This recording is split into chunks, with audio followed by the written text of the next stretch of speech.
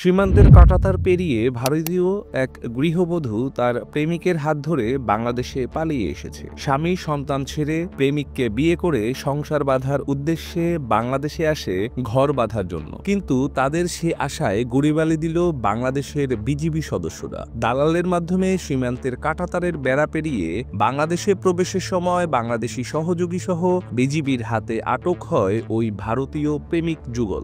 ঘটনাটি ঘটেছে রোববার বিকেলে কুড়িগ্রাম জেলার ফুলবাড়ী উপজেলার নাওডাঙ্গা ইউনিয়নের বালাতারি সীমান্তের পাশে বালাতারি গ্রামে। আটকের পর সন্ধ্যায় বাংলাদেশি সহযোগী এবং দুই ভারতীয় নাগরিককে ফুলবাড়ী থানায় সোপর্দ করেন বিজিবি। আটককৃতরা হলেন ভারতের পূর্ব বর্ধমান জেলার নাদনঘাট থানার ধামাই গ্রামের এক সন্তানের জননী রেশমা মণ্ডল, দক্ষিণ ২৪ পরগনা জেলার উষ্টি থানার গড়খালি গ্রামের সৌরভ কুমার সাপুই এবং সহযোগী কুড়িগ্রামের নাগেশ্বর উপজেলার কাশিরডাড়া গ্রামের ইউসুফ আলী। ফুলবাড়ী থানার অফিসার ভারপ্রাপ্ত মামুনুর রশিদ জানান, সন্ধ্যায় বিজিবির ভারতীয় এক নারী, এক যুবক এবং তাদের সহযোগীকে থানায় সোপর্দ করেছে। এ ব্যাপারে অবৈধ অনুপ্রবেশের দায়ে মামলা হয়েছে। সোমবার তাদের জেল হাজতে প্রেরণ করা হবে। মেহেদী হাসান অনিম, সার্স বিডি নিউজ।